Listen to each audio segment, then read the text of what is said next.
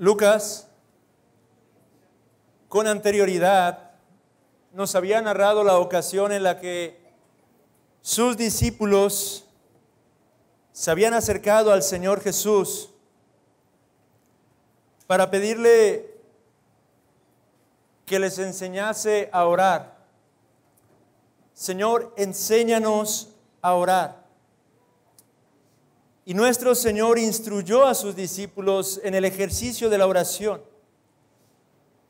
Y en aquella oración modelo, una de las cosas que nuestro Salvador instruyó a los suyos a pedir cotidianamente, continuamente ante la presencia de su Dios es: venga tu reino.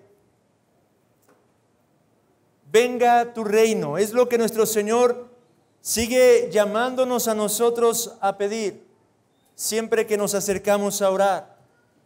Pero ¿qué significa esto? ¿Qué es lo que quiere decir cuando nosotros nos acercamos en oración ante el Dios vivo y verdadero y le decimos: Señor, venga tu reino?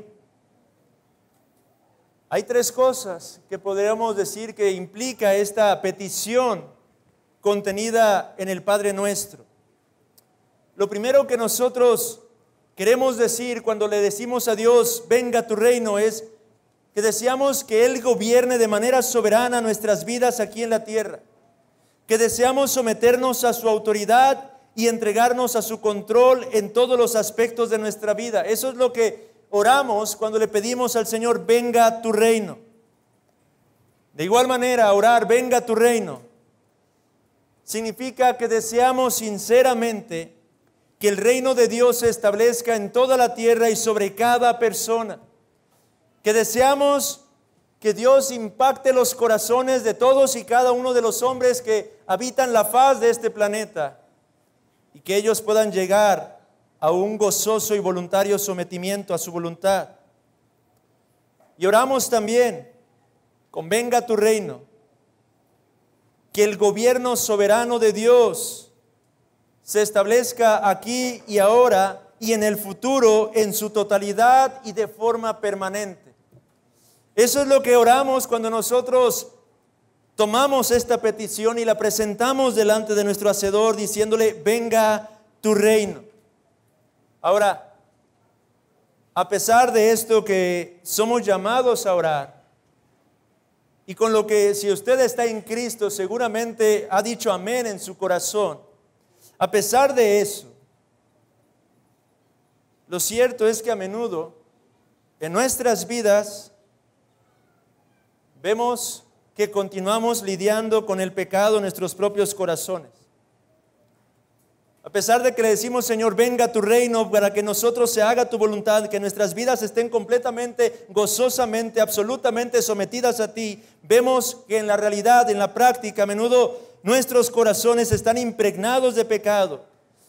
E incluso llegamos a experimentar que en lugar de avanzar, estamos retrocediendo muchas veces en nuestra santidad. Al menos eso es lo que podemos llegar a sentir. En segundo lugar, en la medida en que nosotros predicamos el Evangelio también, solemos ser testigos del rechazo, ya sea deliberado y abierto de parte de las personas o en ocasiones manifestado simplemente en un mero desinterés de aquellos a quienes les estamos compartiendo las gloriosas buenas nuevas de la salvación. Y por último, a menudo la incertidumbre se arraiga en nuestros corazones cuando simplemente miramos a nuestro alrededor y no parece que el mundo esté caminando hacia un mayor sometimiento a la soberanía de Dios, del único Dios vivo y verdadero. Todo lo contrario, cuando echamos un vistazo a nuestro alrededor, cada vez se muestra este mundo más y más hostil a su propio Hacedor, a su propio Creador.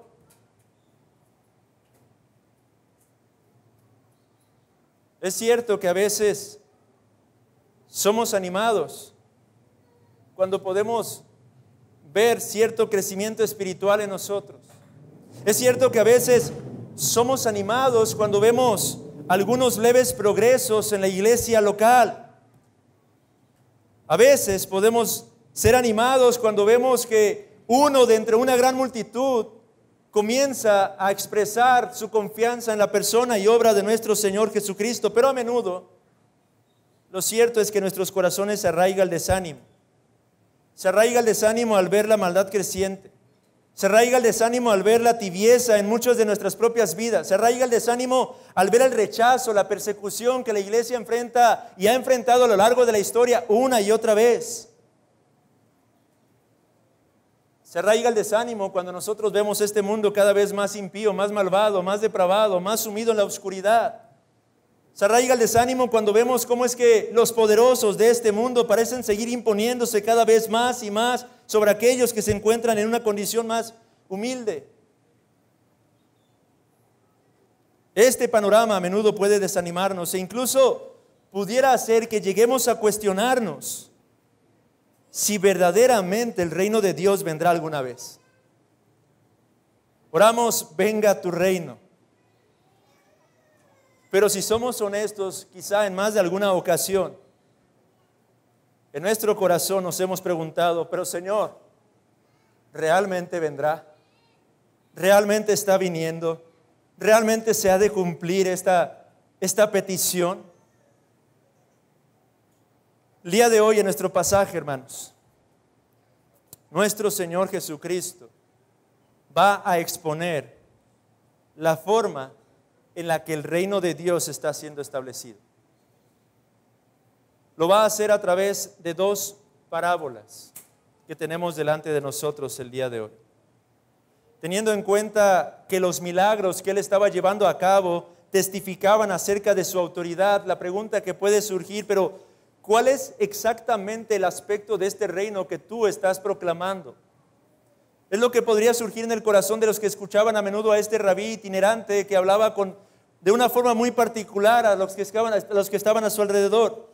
Ok, vemos tus milagros, vemos estas obras, vemos la autoridad a través de la expulsión de estos demonios, vemos la forma en la que estás sanando, pero ¿cómo luce exactamente ese reino del que tú estás hablando? Y los comentarios que Jesús hace a través de estas dos parábolas son importantes en vista de una expectativa judía que esperaba la venida del reino de Dios de una forma repentina y con un gran poder absolutamente visible. Por eso es que son tan relevantes estas dos parábolas del reino. Dos parábolas que nuestro Señor Jesucristo emplea para explicar este aspecto. Ahora, las parábolas son imágenes tomadas de la vida cotidiana con el propósito de ilustrar una verdad relacionada a las cosas eternas. Jesús, nuestro Señor, a menudo empleó parábolas en sus enseñanzas. Pero ¿cuál era el propósito de que Él enseñara a través de las parábolas? ¿Qué es lo que se proponía nuestro Señor cuando hacía uso de estas alegorías para instruir a los que estaban alrededor acerca de las verdades eternas? Hay dos propósitos que nuestro Señor buscó cumplir una y otra vez al emplear esta clase de historias alegóricas. Por un lado, ciertamente, como la mayoría lo infiere, las parábolas tenían el propósito de clarificar la verdad en la mente de sus discípulos. Las parábolas tenían como propósito, como objeto, instruir de forma didáctica a sus discípulos con respecto a verdades que son realmente profundas y difíciles de comprender. Pero ese no era el único propósito de las parábolas. Y diría yo que no era el propósito principal de las parábolas a la luz de lo que la Biblia misma nos enseña. El otro propósito era completamente opuesto. No clarificar, pero obscurecer esa misma verdad. Y obscurecerla para con aquellos que mostraban continuamente una actitud de forma renuente y se oponían a la palabra de Dios y a nuestro propio Señor Jesucristo. En Lucas capítulo 8 ya se nos había enseñado esta verdad.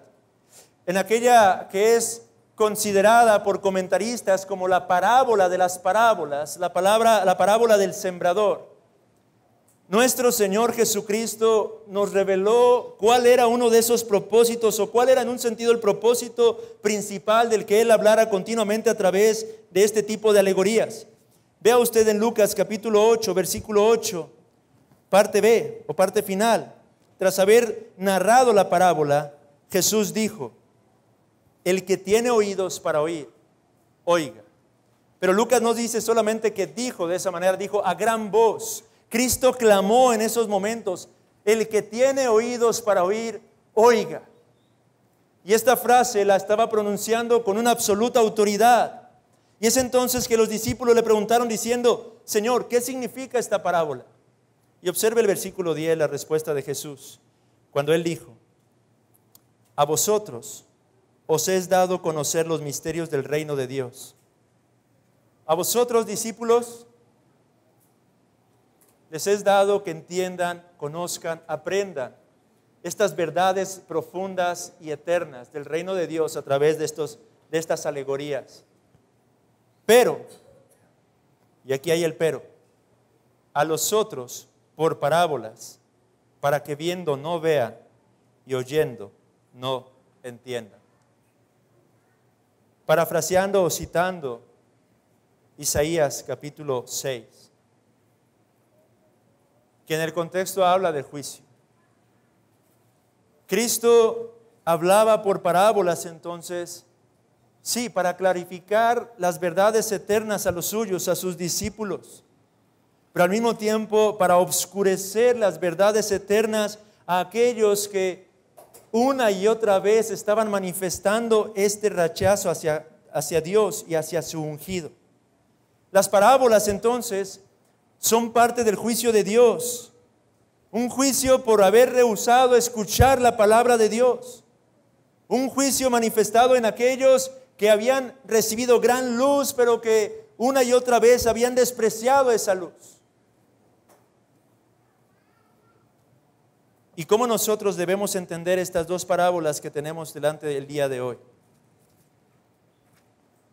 ¿Cómo podemos interpretar estas dos pequeñas historias que nuestro Salvador narra en este pasaje?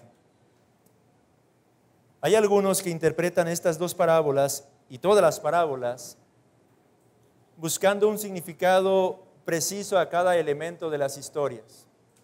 Es decir, suelen tratar de interpretar las parábolas por medio de alegorizar cada uno de los aspectos que nuestro Señor Jesucristo usa para narrar su historia. De manera que al leer parábolas como estas, algunos comienzan a tratar de identificar cuál es o hacia qué apunta la mujer en la parábola de la levadura, qué representa exactamente la levadura, qué representa la harina que se encuentra allí, qué representa la cantidad de harina que se menciona, y así comienzan a tratar de identificar punto por punto a qué equivale cada uno de esos elementos. Yo creo que esto es un error. Yo creo que Jesús nunca enseñó estas historias para tratar de manifestar algún tipo de alegorización precisa de cada uno de sus elementos. Y cuando hacemos eso, creo que estamos distorsionando el propósito central de la historia que nuestro Señor está planteando. En estas dos parábolas en particular, hay algunos también que han tomado la interpretación de estos textos para defender ciertas posturas escatológicas.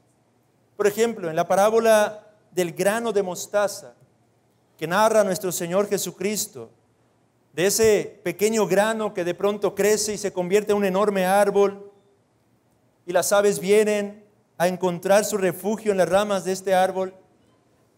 En esta parábola, algunos cuya postura es escatológica, es la postmilenialista, tratan de encontrar un argumento a favor, señalando que nuestro Señor está hablando de la realidad de que el reino de Dios aquí ahora ya presente se irá poco a poco estableciendo de una manera más y más amplia, impregnando los gobiernos de este mundo, y habrá una era de completa paz antes de la venida de nuestro Señor Jesucristo. Esta es la postura postmilenialista de una manera muy sencilla. Pero hay otros que argumentan todo lo contrario al usar estas parábolas, puesto que al leer la parábola de la levadura, por ejemplo, dado que la levadura es algo que representa el pecado en el Antiguo Testamento, tienden a señalar más bien que la iglesia de Cristo irá siendo leudada cada vez más y más por el pecado, por la apostasía, por la impiedad, y llegará a un punto en el que será completamente irreconocible el cuerpo del Señor en este mundo antes de la venida de nuestro Señor Jesucristo. Estas son formas en las que a menudo han tratado de interpretar particularmente estas parábolas. ¿Cómo interpreto yo estas parábolas? Estas dos parábolas, hermanos, yo creo, tanto la parábola de la semilla de mostaza como la parábola de la levadura, están estableciendo esencialmente una misma idea. ¿Cuál es esta idea? Yo creo que sencillamente lo que nos está enseñando nuestro Señor Jesucristo es que debemos de entender que el reino comienza como algo de pequeñas proporciones, pero que finalmente acaba cubriendo toda la tierra. Jesús compara el reino con una semilla de mostaza que se siembra en un huerto y se convierte en un árbol en el que las aves llegan a hacer sus nidos. Esta imagen no es novedosa, es una imagen que nuestro Señor está tomando del Antiguo Testamento. La imagen de este árbol que alberga a las aves procede particularmente del libro del profeta Ezequiel. Vaya brevemente a Ezequiel capítulo 17. Ezequiel capítulo 17, y quiero animarle a que lea todo el capítulo completo en casa, pero veamos versículos 22 al 24 de manera particular. Ezequiel 17, 22 al 24. Así ha dicho Jehová el Señor: tomaré yo del cogollo de aquel alto cedro y lo plantaré. Del principal de sus renuevos cortaré un tallo y lo plantaré sobre el monte alto y sublime. En el monte alto de Israel lo plantaré y alzaré ramas y dará fruto y se hará magnífico cedro y habitarán debajo de él todas las aves de toda especie, a la sombra de sus ramas habitarán. Y sabrán todos los árboles del campo que yo Jehová abatí el árbol sublime, levanté el árbol bajo, hice secar el árbol verde e hice reverdecer el árbol seco. Yo Jehová lo he dicho y lo haré. Qué preciosa es la profecía, hermanos. Sí, es difícil entenderla a veces, pero eso es lo hermoso de las profecías, eso es lo hermoso de los profetas, tanto mayores como menores. Cuando usted se dispone y toma el tiempo para meditarlo, leerlo, releerlo, comparar otros textos unos con otros, Dios comienza a abrir nuestro entendimiento y a darnos luz y claridad de lo que se estaba proclamando en pasajes como este, y sobre todo algo glorioso que logramos ver es a Cristo en muchos de estos pasajes del Antiguo Testamento. En estos dos versículos, en estos tres versículos, Dios está revelándonos a Cristo. Dios está mostrándonos a nuestro glorioso Salvador. Él está diciendo que de la misma forma en que Nabucodonosor, porque en el contexto se está hablando del poderío de Babilonia, del poder de Nabucodonosor, y de la misma forma en la que este hombre tomó al pueblo de Judá y lo llevó al exilio plantándolo en Babilonia, el Señor estaba prometiendo que de esa misma forma Él plantaría de regreso a su pueblo en su reino. Es lo que está diciendo el pasaje. Hice secar al árbol verde e hice reverdecer el árbol seco. Está diciendo que Él humillaría a los imperios de este mundo, a los poderosos de este mundo, y a ese insignificante, aparentemente insignificante reino de Dios que tenía su expresión en el Antiguo Testamento, en el pueblo de Israel, lo haría reverdecer. ¿A través de quién? A través de aquel que era el Hijo prometido, descendiente de David, nuestro Señor Jesucristo. De manera que lo que Dios está diciéndonos aquí es que con la venida de Jesús, esta promesa se cumpliría. Y la imagen de la parábola contrasta también con Daniel 4, 10 al 12. Vaya brevemente allí, que hace alusión precisamente a esto. Daniel 4, versículos 10 al 12. Estas fueron las visiones de mi cabeza mientras estaba en mi cama. Me parecía ver en medio de la tierra un árbol cuya altura era grande. Crecía este árbol y se hacía fuerte, y su copa llegaba hasta el cielo, y se le alcanzaba a ver desde todos los confines de la tierra. Su follaje era hermoso y su fruto abundante, y había en él alimento para todos. Debajo de él se ponían a la sombra las bestias del campo, y en sus ramas hacían morada las aves del cielo, y se mantenía de él toda carne. Este fue el sueño de Nabucodonosor. Y Daniel lo interpreta diciéndole: Nabucodonosor, rey, tu poder será grande, y naciones vendrán y encontrarán refugio y cobijo bajo tu sombra. Pero en Ezequiel, Dios declara: algún momento llegará el día en que tu imperio será completamente destruido. Y mientras que tú serás destruido, mi reino será levantado. De estos textos es que nuestro Señor Jesucristo está tomando su propia parábola. En esta parábola, la parábola de nuestro Señor, el crecimiento del árbol se presenta como algo inevitable y sorprendente. Lo que los judíos esperaban que viniera repentinamente, en realidad alcanzaría su gran tamaño de una forma gradual y progresiva. Lo mismo ocurre con la parábola de la levadura, hermanos. Es similar. La idea principal en esta parábola es la naturaleza penetrante del reino de Dios.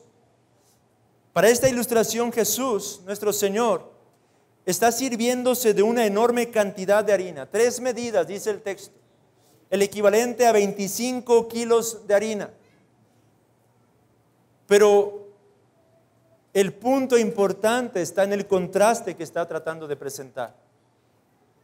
Una pequeña porción de levadura con respecto a esta gran cantidad de harina sería suficiente para leudar toda la masa del pan. Esto es lo inevitable. Lo que comienza con un movimiento aparentemente insignificante acabará cubriendo absolutamente todas las tierras.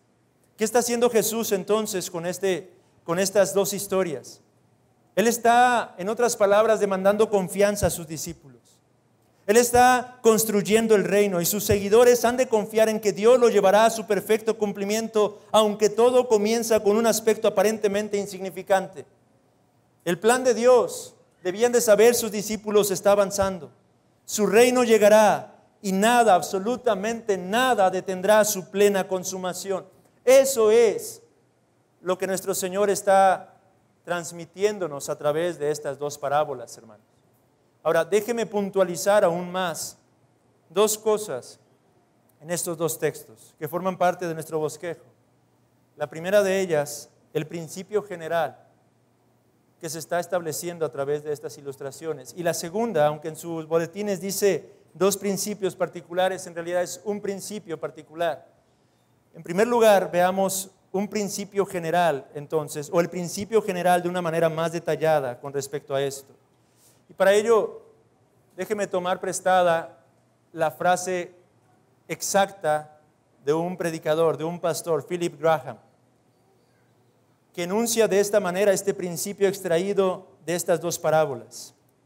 Él dice: a partir de un comienzo pequeño y aparentemente insignificante, el reino de Dios crece, a veces de forma invisible, hasta extenderse a todas las naciones con su poder transformador. Ese es el principio general, entonces, que estas 2 parábolas están transmitiéndonos. Una vez más lo comparto. A partir de un comienzo pequeño y aparentemente insignificante, el reino de Dios crece, a veces de forma invisible, hasta extenderse a todas las naciones con su poder transformador. Este es el principio que prima en estas 2 parábolas, hermanos. Pero reflexionemos un poco en los elementos de este principio. En primer lugar, estamos diciendo que es a partir de un comienzo pequeño y aparentemente insignificante. La semilla de mostaza o el tamaño de la semilla de mostaza era proverbial en los días de nuestro Señor Jesucristo. Era considerada en su cultura y en su contexto como la más pequeña de todas las semillas. No significa que a nivel global sea la más pequeña, pero el punto es lo proverbial de su tamaño. Era una semilla muy pequeña. Lo mismo cuando habla de la levadura y menciona que es un poco de levadura lo que se deposita en esa gran cantidad de harina. De lo que se está hablando aquí, el énfasis es de la pequeñez de estos dos elementos. Y reflexione en algo, hermano. La obra en el mundo de parte de Dios comenzó a través de una persona, Adán. Esa es la forma en la que Dios ha obrado una y otra vez en este mundo. Su pacto con las naciones fue establecido con un hombre, Abraham. La promesa de su dinastía perpetua fue hecha también a través de un hombre, David. Su nuevo pacto de salvación comenzó también de la misma manera con una persona. ¿La persona de quién? De Jesús. Y Lucas ha estado describiéndonos todas estas cosas. Lucas, recordemos que al principio en su preámbulo, cuando se dirige a Teófilo, le dice: estas cosas te he escrito para que conozcas bien la verdad de las cosas en las cuales has sido instruido. Y Lucas se ha tomado el tiempo diligentemente para ilustrarnos este punto, hermanos. La forma en la que un pequeño bebé concebido sobrenaturalmente en una pequeña e insignificante aldea de Galilea llamada Nazaret fue el comienzo del establecimiento del nuevo pacto en este mundo caído, hermanos. Natanael, incluso cuando se le dijo que Jesús, el Mesías, era de Nazaret, preguntó: ¿de Nazaret puede salir algo de bueno? Aquel pequeño niño nació en humildad. Isaías 53:2 dice: mi siervo creció en la presencia del Señor como un tierno brote verde, como raíz en tierra seca. No había nada hermoso ni majestuoso en su aspecto, nada que nos atrajera hacia Él. Reflexionemos cómo es que el reino de Dios, amados hermanos, fue introducido de una manera aparentemente insignificante y pequeña en la persona de nuestro Señor Jesucristo. Hizo su irrupción de una manera sigilosa. Cristo no tendría en su propia apariencia nada de atractivo, dice el texto. No había absolutamente nada que hiciera pensar a los que estaban alrededor que este era el Mesías poderoso prometido de antaño. Cristo mismo se mantuvo oculto, por decirlo así, hasta que se llegó el día de su manifestación a Israel. Y es entonces, hermanos, cuando su obra comenzó a ser efectuada a través de grandes milagros, prodigios. Pero aún sus seguidores, en un principio, hermanos, eran solo unos pocos. No eran gran cantidad. Es cierto que había muchos yendo en pos de nuestro Señor Jesucristo, pero pocos eran los que en realidad estaban comprometiéndose con la obra de este rabí itinerante. En otras palabras, hermanos, en sus inicios el Evangelio era como este grano de mostaza. Algo aparentemente tan débil e impotente, pero al igual que el pequeño grano de mostaza o la pequeña porción de levadura, el reino de Dios crece.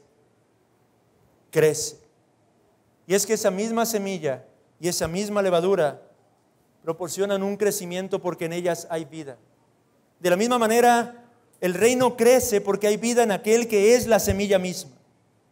El punto central de estas parábolas no es tanto si crece rápido o crece lento, pero el hecho de que el reino crece de forma inevitable. Y al igual que una semilla de mostaza o la levadura, este reino, Cristo está asegurando, crece. Crece, hermanos. Pero crece al mismo tiempo de forma invisible. Piensen esto. Ahí está la semilla depositada en tierra. Usted y yo no vemos absolutamente nada de lo que está ocurriendo en el interior. Lo mismo con la levadura. De pronto, la ama de casa deposita esa pequeña porción en la levadura y no parece que ocurra absolutamente nada. De manera oculta, comienza a llevarse a cabo este cambio. Algo ocurre, aunque sea imperceptible a nuestros propios ojos. La obra y el crecimiento del reino, al igual que en el caso de la semilla y la levadura, terminan siendo conocidas por los efectos que éste produce. Por ejemplo, piense la divinidad de nuestro Señor Jesucristo. Esta fue oculta tras el velo de su humanidad, pero a través de las obras que le acompañaban se hacía evidente su propia gloria.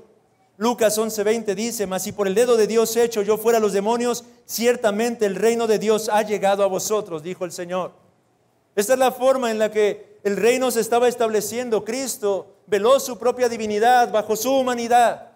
Y los hombres eran incapaces de percibir la gloria que se encuentra contenida en la persona de nuestro Señor Jesucristo. Lo mismo ocurre con estas dos imágenes que Él está usando.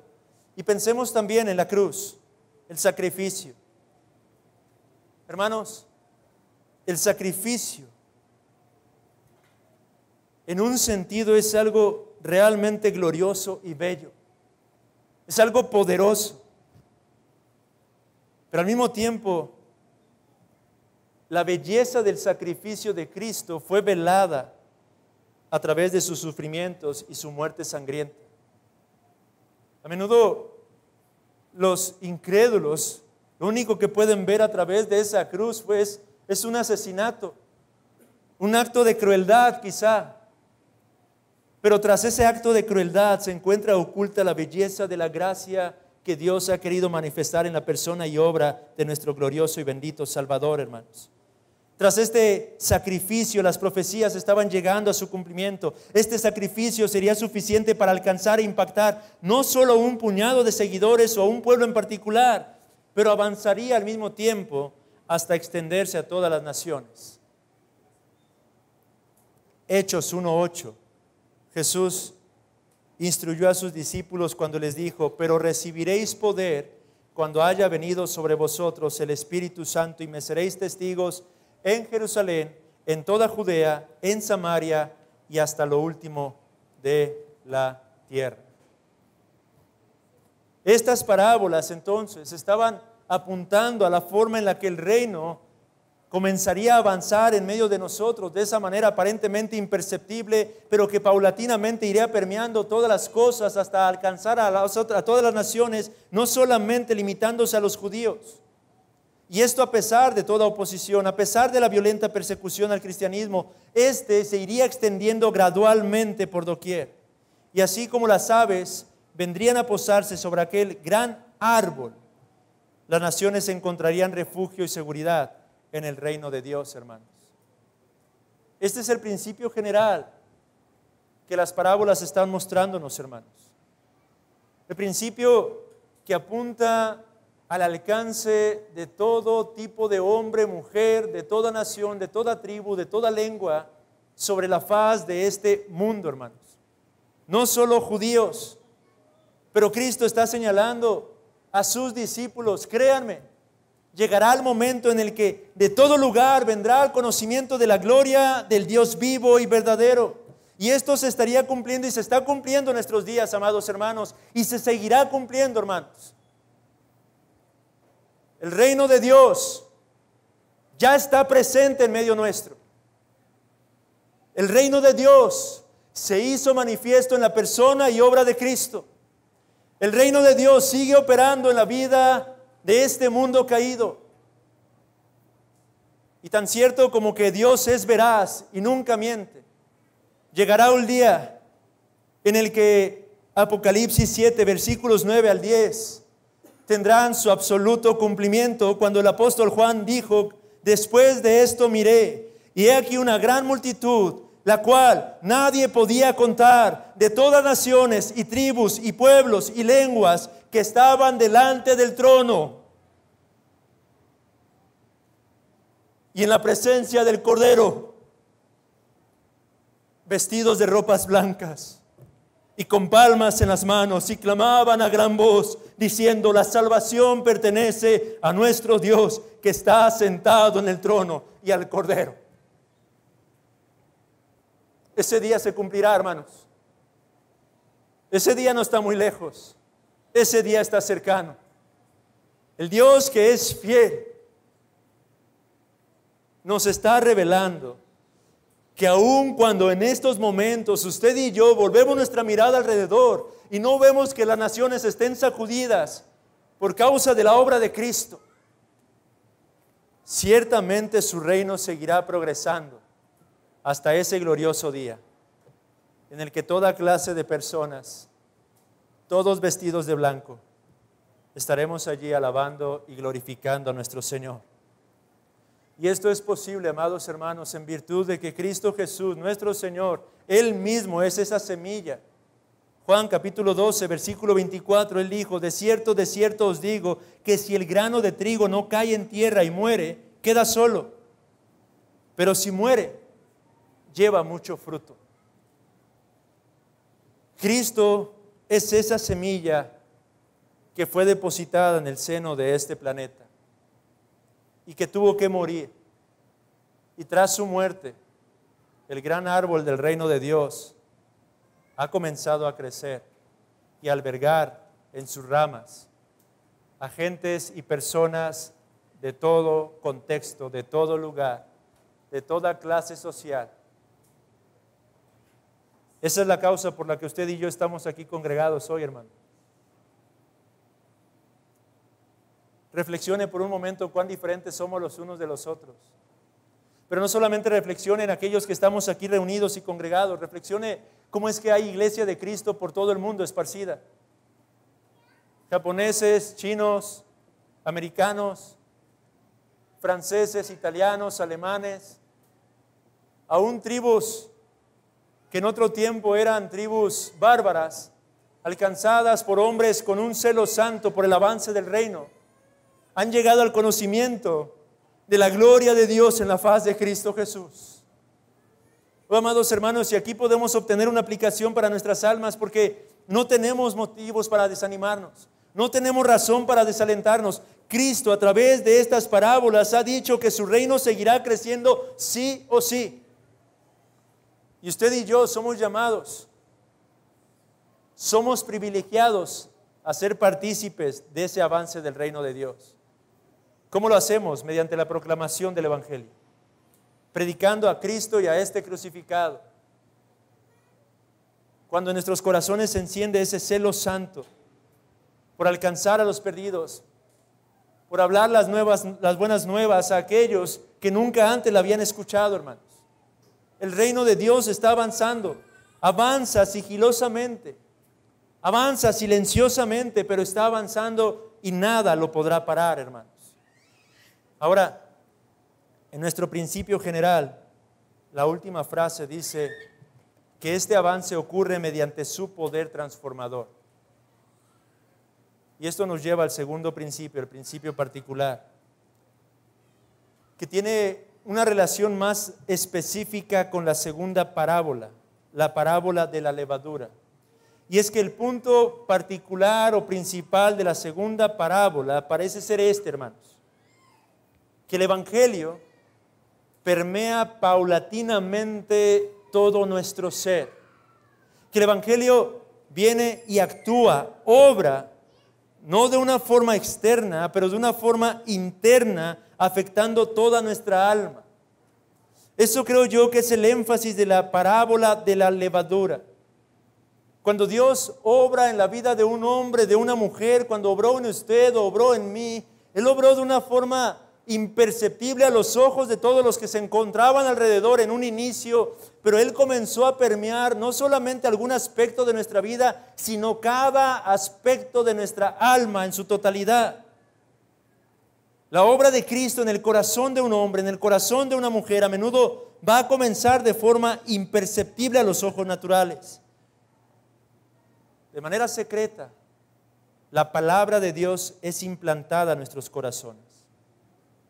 Hechos capítulo 16 nos proporciona un par de ejemplos de la forma en la que el Evangelio irrumpe en el corazón de los hombres y de las mujeres. En este pasaje encontramos al apóstol Pablo que se proponía ir hacia una dirección particular para seguir llevando a cabo su labor misionera. Pero nos dice claramente que el Espíritu Santo le prohibió que continuara su camino hacia allá. Antes bien modificó su itinerario y entonces los guió hacia Filipos.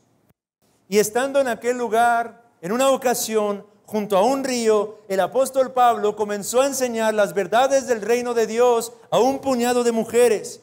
Y de pronto el texto nos enseña que una mujer que se encontraba allí, aparentemente de buena condición económica, pues se dedicaba a la venta de vestidos, color púrpura.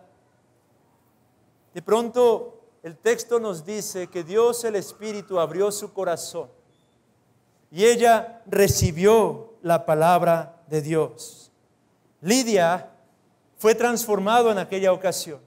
La palabra de Dios estaba siendo expuesta simplemente mientras que el Espíritu Santo comenzó a abrir los oídos. Y amados hermanos, a menudo esa es la realidad que un servidor tiene que procurar recordarse a sí mismo cuando se para en este púlpito, confiando y dependiendo de la obra del Espíritu Santo, reconociendo que es Él quien soberanamente en algún momento podría estar obrando en aquellos que incluso pudieran tener años y años visitándonos, asistiendo a esta congregación. Quizás sea hoy el día en el que algunos de los oídos que por muchos años han estado cerrados entre nosotros sean finalmente abiertos. Quizá hoy sea el día en que tu corazón se disponga adecuadamente y aquello que tal vez te parecía tan monótono por haberlo escuchado una y otra vez, pero de forma meramente externa, irrumpa con poder y gracia para transformar por completo tu existencia. Y en ese mismo contexto, el apóstol Pablo, tras haberse metido en problemas por haber expulsado un demonio que tenía poseída a una muchacha que era doblemente esclava por causa de los hombres, esclava por causa de los demonios, al haber arruinado el negocio de aquellos propietarios de esa joven, fue encarcelado, pero estando en la cárcel se nos dice también en Hechos capítulo 16 la forma en la que un hombre, uno de los guardias, uno de los carceleros, comenzó a recibir en su corazón la obra del Espíritu Santo. Seguramente él había escuchado, había sido testigo de lo que el apóstol Pablo había estado haciendo. Seguramente él ya había oído acerca del reino, ya había oído acerca del Mesías, acerca de Cristo Jesús. Seguramente todas estas palabras habían quedado ya en su conciencia y al ver aquel milagro obrado, cuando el lugar tembló, las cadenas que tenían atado al apóstol Pablo fueron deshechas, entonces ese hombre simplemente se postró. ¿Qué debo hacer para ser salvo? La obra de gracia irrumpió una vez más silenciosamente en el corazón de ese hombre y posteriormente fue manifiesta, fue evidenciada. O un ejemplo más de las Sagradas Escrituras.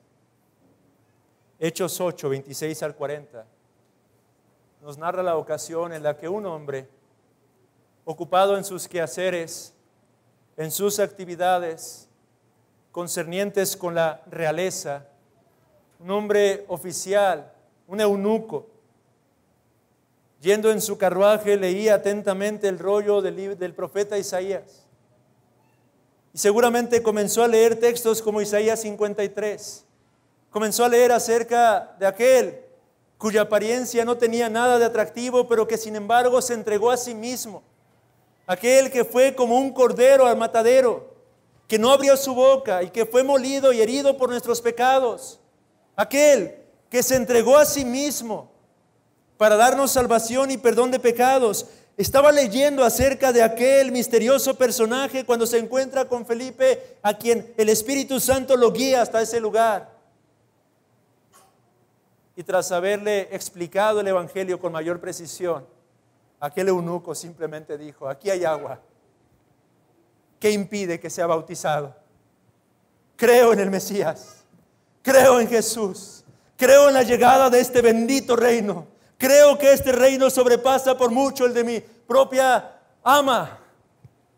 Creo que este es el verdadero reino que prevalecerá y se establecerá no temporalmente, sino por los siglos de los siglos. Esta es la forma, hermanos, en la que ocurre la irrupción del reino en los corazones de las almas. ¿Has tú experimentado eso, amado hermano? ¿Has tú vivido algo similar? ¿Has tú escuchado la palabra de Dios? Y de pronto aquello que tal vez ya te habían repetido una y otra vez cobró un sentido completamente nuevo y distinto. Habías ya oído hablar acerca de la persona y obra de Jesús, pero hubo ese momento en particular en el que toda tu alma comenzó a ser cimbrada por esta realidad. Porque si esto ha ocurrido ya, Proverbios 4:18 nos enseña que ahora este pequeño inicio que tomó lugar en tu propio corazón irá creciendo de tal manera hasta que el día o la luz sea perfecta en tu propia alma. Proverbios 4:18, mas la senda de los justos es como la luz de la aurora, que va en aumento hasta que el día es perfecto.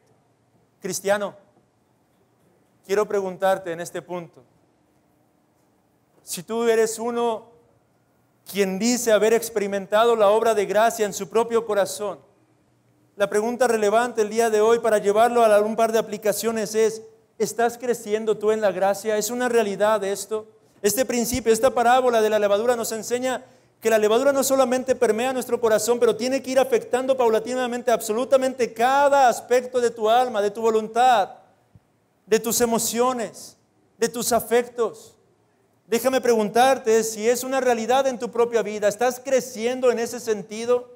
¿Está tu alma siendo cada vez más impregnada de las realidades eternas? ¿Estás siendo paulatinamente más y más y más transformado conforme a la soberana voluntad de tu propio Dios, de tu propio Hacedor, de tu propio Creador?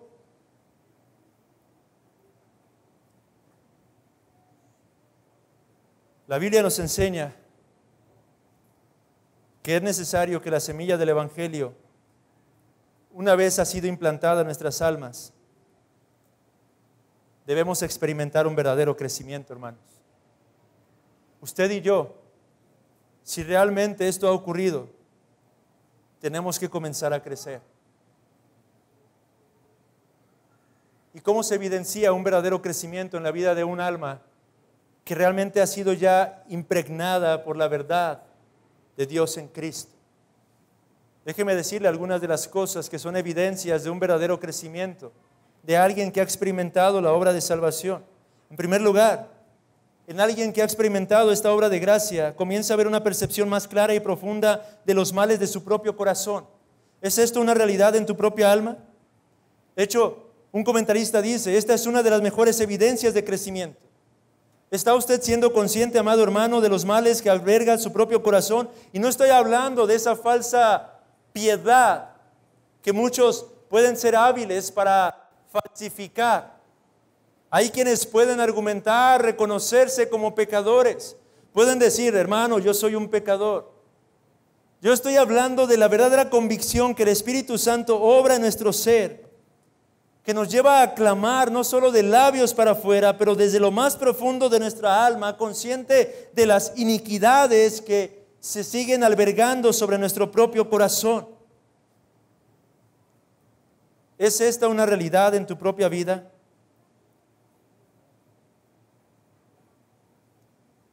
Hay algunos incluso que llegan a ser tan conscientes de esta realidad que consideran que están empeorando cada día. Ellos señalan: veo innumerables males brotar una y otra vez dentro de mí que nunca antes había sido capaz de ver. ¿Qué es esto? ¿Puede ser posible entonces que haya experimentado la obra de gracia? Un autor señala: esta persona puede compararse con alguien encerrado en una habitación oscura donde se encuentra rodeado de muchos y variables objetos repugnantes. Si se deja entrar luz gradualmente, esta persona irá viendo cada vez más y más la inmundicia que está a su alrededor. Estas cosas ya están allí, pero él no las veía. Sin embargo, conforme la luz va siendo una realidad en esa habitación, su conocimiento se va ampliando. Pero esto es señal precisamente de que la luz está impregnando tu alma. Esto es una evidencia de que la luz está irrumpiendo en tu propio corazón. El hecho de que veas cada vez más y más las iniquidades que se albergan en tu propia naturaleza caída es una señal de que la luz de Cristo está resplandeciendo en tu propio corazón. Otra evidencia: el crecimiento en la gracia se evidencia por una vigilancia más habitual contra los pecados y tentaciones que nos asedian y por una mayor abnegación en lo que respecta a nuestra indulgencia personal en cuanto a las cosas espirituales. Alguien que está creciendo en la gracia Es alguien que va a procurar ser más vigilante con respecto a sus propios pecados, no con respecto a los pecados del otro, no con respecto a los pecados de su prójimo, pero con respecto a sus propios pecados. Una verdadera evidencia del crecimiento en la gracia es esto. Cuán a menudo veo a personas que todo el tiempo están viendo y señalando fácilmente los pecados de todos quienes les rodean, pero rara vez los escucho hablar acerca de sus propias iniquidades, rara vez los escucho reflexionar acerca de su propio pecado con sinceridad. ¿Cuántas personas hablan acerca del crecimiento en la gracia, pero cuán pocas personas son verdaderamente diligentes para buscar las cosas eternas por encima de las cosas materiales? Otra evidencia del crecimiento en la gracia es una mentalidad cada vez más espiritual.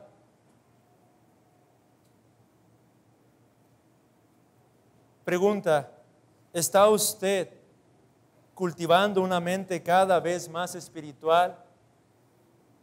¿Está usted mortificando cada vez más en su corazón las cosas relacionadas con este mundo, el amor a las cosas relacionadas con este mundo? Alguien que está creciendo verdaderamente en la gracia también va a manifestar un anhelo cada vez mayor por una comunión con Dios. Ya sea estando en su casa, ya sea estando en el camino, ya sea al acostarse, ya sea al levantarse, ya sea en compañía, ya sea en soledad. Un hombre, una mujer en quien la gracia ha impactado su corazón y que está creciendo continuamente, va a evidenciar este crecimiento por esa comunión cada vez más íntima con su Dios. Hermanos, el cristianismo no se limita a tratar de seguir una serie de reglas y normas. El cristianismo es una relación viva, real, con el Dios vivo, con el Dios verdadero. El cristianismo consiste en cultivar una comunión continua, permanente, con este Dios que es Espíritu, hermanos.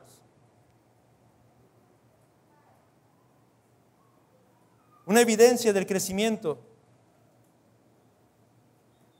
es una victoria sobre los pecados que asediaban a la persona y que frecuentemente la apartaban de su Señor. Pregunta, hermano: ¿está usted venciendo el pecado? ¿Está usted prevaleciendo contra el pecado? Un anhelo creciente por la salvación de los hombres, el dolor por su condición pecaminosa y miserable y una disposición a advertir tiernamente a los pecadores de su peligro también son evidencia de un estado creciente de piedad en un alma. También déjeme preguntar, amado hermano: ¿está usted siendo cada vez más cargado por la miserable condición en la que se encuentran las personas que están a su alrededor?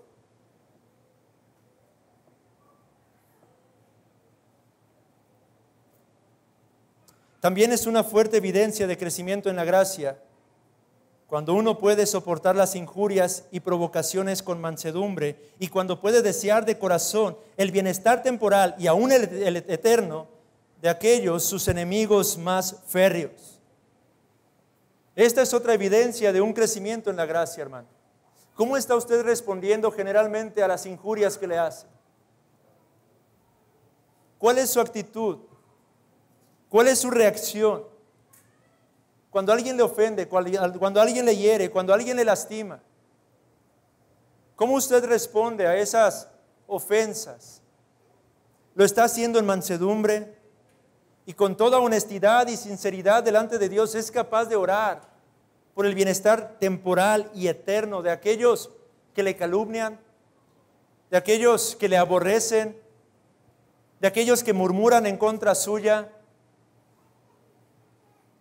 Y no pensemos en terceros ajenos a nosotros, pensemos incluso muchas de las veces en nuestro contexto cercano, en esos familiares que tanto nos han lastimado quizá, que tanto nos han ofendido. ¿Está usted siendo capaz de conducirse en mansedumbre ante los ataques aún de aquellos que son muy cercanos para usted?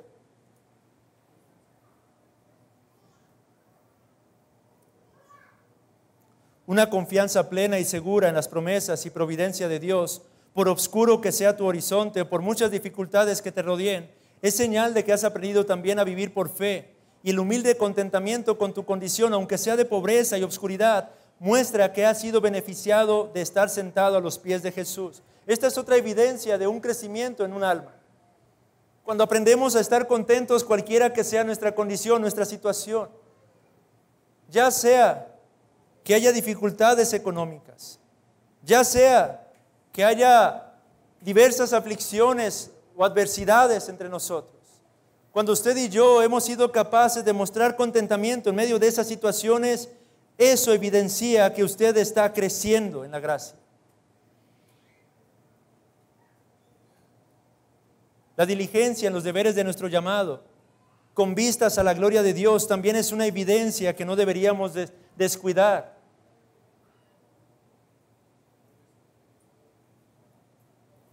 Y déjeme concluir con una más. El creciente amor a los hermanos es una señal segura de crecimiento. Porque así como el amor fraternal es una prueba de la existencia de la gracia, así también el ejercicio de ese amor es una prueba de vigor en la vida divina, en el alma de un hombre. Este amor, cuando es puro, no se limita a los límites que el espíritu partidario limita, sino que saltando todas las barreras de las sectas y denominaciones, aún llega a abrazar a los discípulos de Cristo donde quiera que los encuentre. Es decir, estamos hablando aquí de que el amor hacia otros creyentes, no importa si es de esta iglesia local, si es de otra denominación, incluso se hace evidente en nosotros. Pero particularmente contextualizándolo a esta iglesia local, amados hermanos, el afecto fraternal es una señal segura del crecimiento, de la madurez, de la obra del Espíritu Santo efectuándose en nuestros propios corazones. ¿Está usted creciendo en su amor para con sus hermanos? Y no hablo solamente de aquellos hermanos con los que usted empatiza más. ¿Está usted creciendo para con aquellos hermanos con los que quizá incluso tiene ciertas dificultades por causa de las diferencias de carácter que albergan cada uno de ustedes? Cada una de estas, hermanos, son evidencias del crecimiento de la gracia.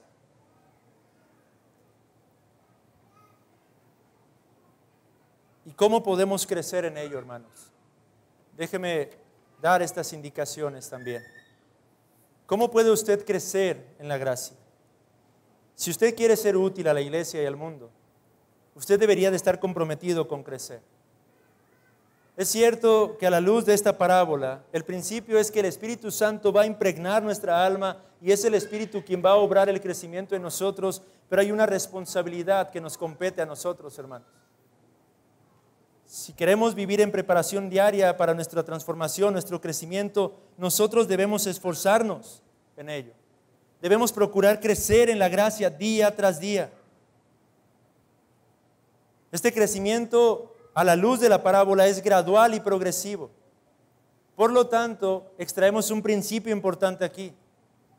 La importancia de ocuparnos no de vez en cuando en algunos eventos en particular de nuestra edificación espiritual, sino día tras día, todos los días deberíamos de estar ocupándonos sigilosamente de crecer en la gracia que Dios ha obrado ya en nuestros corazones. Para crecer en la gracia, mientras nos proponemos ser diligentes en el uso de los medios designados para nuestra santificación, algo que debemos tener profundamente arraigado en nuestras mentes es el hecho de que nada, absolutamente nada puede lograrse en esta obra sin ayuda del Espíritu Santo. En primer lugar, hermano, si usted va a crecer en la gracia, debe de encontrar que el Espíritu Santo es indispensable en esa obra en su propio corazón. Separados de mí nada podéis hacer, dijo el Señor. ¿Quiere crecer en la gracia? Busque del Espíritu Santo.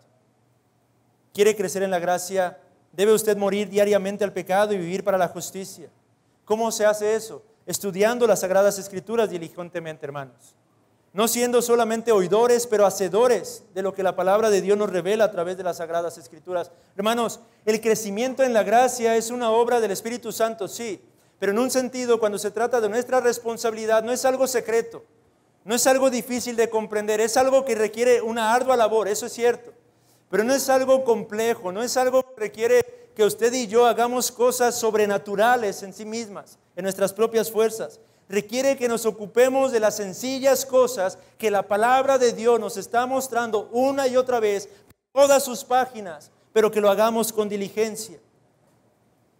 Escudriñar las Escrituras, estudiar la palabra de Dios, no es algo que requiere mucha ciencia, hermanos, pero es algo que requiere esfuerzo de nuestra parte, dedicación de nuestra parte, no solamente para tomarnos el tiempo de leer los pasajes, de comparar los pasajes, pero de ser prontos para poner por obra lo que la Biblia nos está revelando.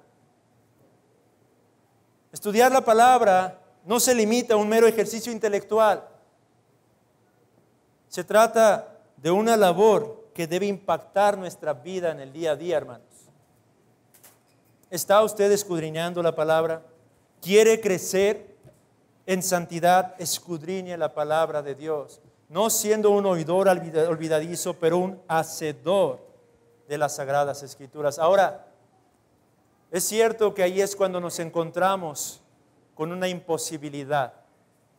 Cuando usted y yo vamos a las Escrituras y la Escritura nos lleva al fondo del asunto, nos lleva a contemplar el corazón de nuestra necesidad, somos conscientes de nuestra incapacidad de hacer todo esto en nuestras propias fuerzas. Por consiguiente, la Biblia dice, ora. No solo estudia la palabra, ora. Ora al Señor, ora constantemente, ora fervientemente y hazlo pidiendo la influencia del Espíritu Santo en tu propia alma, en tu propia vida. Cristo nos instruyó que pidamos el Espíritu Santo y que el Padre, que es abundantemente bueno, lo dará a todos aquellos que lo pidan. Amado hermano, ¿estás orando, pidiendo del Espíritu Santo? Hoy en la reflexión se nos habló acerca de la importancia de cultivar nuestra fe. Esta fe se cultiva a través de estos medios, hermanos. No hay recetas secretas. Lo interesante es que pasan los años y tendemos a descuidar completamente estas cosas. ¿Cuántos de los que estamos hoy aquí escuchando estas sencillas instrucciones hemos descuidado el estudio de la palabra? Hemos descuidado la oración. ¿Cuántos quizá hoy venimos a este día, a este culto de adoración y ni siquiera nos tomamos el tiempo de buscar al Señor para pedirle, Señor, bendíceme, obra en tu gracia? ¿Cuántos de ustedes o cuántos de nosotros pudimos habernos levantado el día de hoy simplemente apresurados para prepararnos y estar aquí puntualmente, pero sin haber preparado nuestros corazones, sin haber buscado diligentemente la presencia de Dios? ¿Cuántos de nosotros semana tras semana nos encontramos luchando fuertemente contra diferentes dificultades, aflicciones, pecados que están prevaleciendo sobre nuestras almas, pero cuán poco estamos haciendo por crecer a través del uso de estos medios? Por lo tanto, dedica más tiempo a orar al Padre que está en secreto y a examinar el estado de tu propia alma. Y no solo eso, otra forma para que usted y yo podamos crecer es cultivando y ejercitando el amor fraternal más de lo que estamos acostumbrados a hacerlo. Hermanos, la piedad no es una labor que se lleva a cabo de manera individual simplemente. El crecimiento espiritual, el crecimiento en santidad, es algo que ocurre en el contexto de una iglesia local. Y no lo estoy inventando yo, o no lo dice un pastor simplemente para seguir presionando las conciencias de su grey a fin de que procuren asistir a las reuniones, a los cultos, a los estudios. Lo enseñan las Sagradas Escrituras. Efesios 4, por ejemplo, es un texto que estaba estudiando esta semana. Y observe los primeros versículos cuando el apóstol está diciendo, yo pues preso en el Señor, os ruego. ¿A quién os ruega? A una iglesia local, a los de Éfeso. ¿Qué les ruega? Que andéis como es digno de la vocación con que fuisteis llamados. Yo les ruego que crezcan en santidad, que se conduzcan como verdaderos hijos de Dios. ¿Pero en qué contexto lo está diciendo? En el contexto de la iglesia local. Con toda humildad y mansedumbre, dice, soportándoos con paciencia los unos a los otros en amor, solícitos en guardar la unidad del Espíritu en el vínculo de la paz. El crecimiento del que está hablando aquí el apóstol Pablo, la santificación de la que está hablando aquí el apóstol Pablo, la está señalando en el contexto, en el ámbito de la fraternidad, de las relaciones con otros hermanos. de la comunión con otros hermanos. Es ahí donde ejercemos estos aspectos del carácter cristiano, la humildad, la mansedumbre. Cristo dijo, aprended de mí que soy manso y humilde de corazón. Ese es el carácter que nosotros tenemos que desarrollar, pero lo desarrollamos en el ámbito de la iglesia local.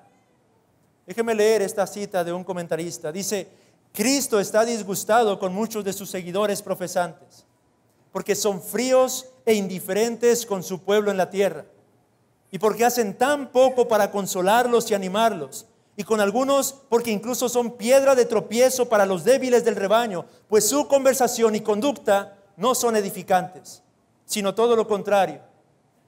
Tal vez estos discípulos sean pobres y estén en los estratos más bajos de la vida, y por eso los descuidáis como si fueran inferiores a vosotros, y así habríais tratado a Cristo mismo, si hubierais vivido en su tiempo, porque Él ocupó su puesto entre los pobres y afligidos. Amados hermanos, la Biblia le da un gran valor a la iglesia. La Biblia le da un gran valor a la comunión entre los santos. La pregunta es si usted le está dando ese valor y esa dignidad. La pregunta no solo es si usted está reuniéndose con otros hermanos, si usted está realmente siendo de edificación para otros hermanos. Porque en esa edificación crecemos, en esa edificación somos santificados, en ese soportarnos los unos a los otros somos conformados al carácter de Cristo. Si quiere crecer en santidad, si realmente quiere progresar, también tiene que hacer más de lo que ya ha hecho para promover la gloria de Dios y el reino de Cristo en esta tierra, participando con un celo más vivo y profundo en la obra que la iglesia ha emprendido para promover el avance del reino. Y aquí quiero aclarar algo, hermanos. Una vez más, alguna vez he escuchado ovejas señalar que desde el púlpito a menudo se enfatiza mucho la labor del avance del reino. E incluso han dicho, es que es activismo lo que están promoviendo. No, no es activismo, por algo comencé con las otras cosas. Necesita usted primero estudiar la palabra, orar fervientemente, mantener comunión con otros santos. Como resultado de esa comunión con Dios, debería haber un mayor celo por avanzar el reino en conjunto con tu iglesia local. Y aquí quiero hablar particularmente a los miembros de esta iglesia local. Amados hermanos, necesidad hay mucha. Hay mucho que hacer. Puertas el Señor ha ido abriendo cada vez más. Lamentablemente las manos son insuficientes porque no hay disposición de la grey. Algunas puertas se han querido cerrar precisamente por causa de eso. Pero si usted quiere crecer, amado hermano, necesita involucrarse en la medida en que la providencia se lo permite más activamente en la labor que la iglesia, o los esfuerzos débiles quizá, pero esfuerzos que esta iglesia local está pretendiendo llevar a cabo para que el reino de Dios avance. Y créame, amado hermano, es uno el que sale mayormente beneficiado cuando se involucra activamente en esas diversas oportunidades que Dios abre. Es uno quien es bendecido cuando se acerca a las almas para compartirles el evangelio. Es uno quien es realmente edificado cuando se acerca al lecho de un enfermo que quizá ha sido desahuciado. Porque uno cobra conciencia de lo efímero de esta vida. Porque uno se vuelve más consciente de la necesidad en la que se encuentra este mundo caído. Oh, amados hermanos, no estamos simplemente animándoles a que se involucren más activamente en los ministerios porque deseamos que lo hagan, sino porque esto es provechoso para sus almas. Porque esto sumará a su crecimiento, a su santificación, hermanos. Porque esto es parte de lo que Dios ha dispuesto para que su grey crezca en piedad. Hermanos, Dios no nos necesita ni a mí ni a ustedes. Dios pudo haber usado a los ángeles para seguir proclamando el evangelio. Dios podría hacer a las piedras hablar. Pero Dios nos ha dado esta comisión por nuestro propio bien. Si usted quiere crecer, también tiene que practicar la abnegación día tras día. Eso significa decir no a muchas comodidades, hermano. Eso significa dar ese extra cuando se siente cansado físicamente. Eso significa que aun cuando el día fue arduo, usted puede llegar, postrarse a un lado de su cama y comenzar a orar todavía al Señor. dando gracias por todas las cosas que Él le concedió. Eso significa que cuando en esos momentos su cuerpo simplemente demanda descanso, usted debe de negarse a sí mismo para tomar esos minutos extras y clamar ante la presencia de Dios. Eso significa quizá limitar su sueño un poco más en el día a día por las mañanas y levantarse unos 10, 15 minutos quizá antes para buscar el rostro de Dios, poniendo en sus manos todo su día, rogando por su gracia no solo sobre su alma, sino también sobre el alma de los suyos, hermano. Eso significa que muchas de las veces tendremos que decir no a los celulares, a las redes sociales, a pasar tiempo en YouTube, en Facebook, en Instagram, en todas estas cosas que una vez más lo digo, como lo he dicho otras veces, si existen es para manifestar que el cristiano sí tenía tiempo para buscar más de su Dios y crecer en santidad. Si queremos crecer, tenemos que abnegarnos día tras día. ¿A qué cosas le está usted diciendo no, hermano? ¿O a qué cosas cree que debería decirle no más a menudo? Ahora, por último, a veces los hijos de Dios crecen más rápido cuando están en el horno de fuego que en cualquier otro lugar. Así como los metales son purificados al ser puestos en las llamas, así también los santos tienen su escoria consumida y sus evidencias resplandecen al ser arrojados al horno de la aflicción. El apóstol Pedro lo dijo: amados, no os sorprendáis del fuego de prueba que os ha sobrevenido como si alguna cosa extraña os aconteciese. Y Santiago dijo: regocijaos más bien, porque la prueba de vuestra fe produce paciencia. Oh, amados hermanos, yo no sé cuál sea su situación en estos momentos. Conozco la de algunos de ustedes como pastor. Pero hoy reflexionemos en esto. El propósito que Dios tiene para nuestras vidas es nuestro crecimiento. La parábola nos enseña eso. Dios impregna el alma de los hombres, de las mujeres, y una vez que lo ha hecho, Dios no va a parar hasta que todo nuestro ser resplandezca con la luz de Cristo. Y hay una labor que nosotros somos responsables de estar efectuando, pero hay otra labor que Dios va a estar llevando a cabo. Y Dios usará medios como la aflicción particularmente en muchas ocasiones para obrar esa santificación que es tan necesaria en nuestras propias vidas. Es triste pensar que la iglesia de Cristo ha perseverado más en tiempos de persecución, pero así ha sido, hermanos, a lo largo de la historia. Es cuando la prueba viene, cuando los creyentes entonces comienzan a santificarse de una manera intensiva. Que Dios nos dé gracia para que no tengamos que esperar esa clase de aflicciones. Que Dios nos dé gracia para que diligentemente nos ocupemos de crecer aquí y ahora, hermanos. Que Dios nos dé gracia para que, reconociendo los principios de esta preciosa parábola, seamos unos dispuestos a crecer. Y una última cosa necesaria para crecer. Hermano, hermana, recuerde todos los días la gracia de Dios en Cristo Jesús. Aférrese a la cruz. Aférrese a lo que ese madero debe de hacernos considerar. Aférrese al hecho de que en Cristo Jesús ya hemos sido perdonados. Aférrese a ello para que la gratitud brote de su propia alma y busque cultivar cada vez más una relación con su Hacedor.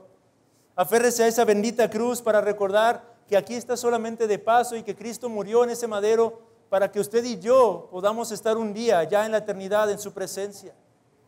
Aférrese a la gracia, recuerde la gracia día tras día, hermano. Y que el Señor quiera concedernos lo necesario para que podamos seguir creciendo, hermanos. Ahora, simplemente déjeme cerrar con este pensamiento. Estas dos parábolas son introducidas con un "y dijo" en el versículo 18. ¿Por qué?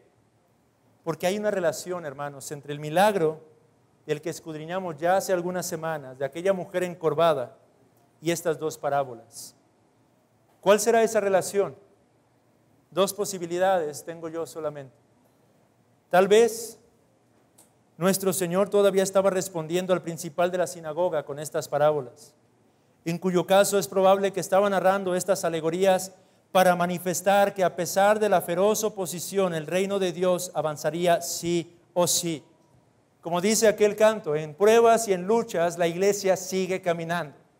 Tal vez ese es uno de los sentidos por los que Lucas está relacionando estas dos parábolas con aquel gran milagro. Pero la otra alternativa es que quizá Lucas quería mostrar que este milagro era en realidad una señal de lo que vendría. La sanidad de aquella mujer era algo pequeño en el sentido de que se trataba de una sola persona, una persona tal vez insignificante en medio del ámbito de este mundo. Pero como dijo un autor, la obra en la mujer contenía en sí misma la semilla de la derrota del diablo y la gloria del reino de Dios.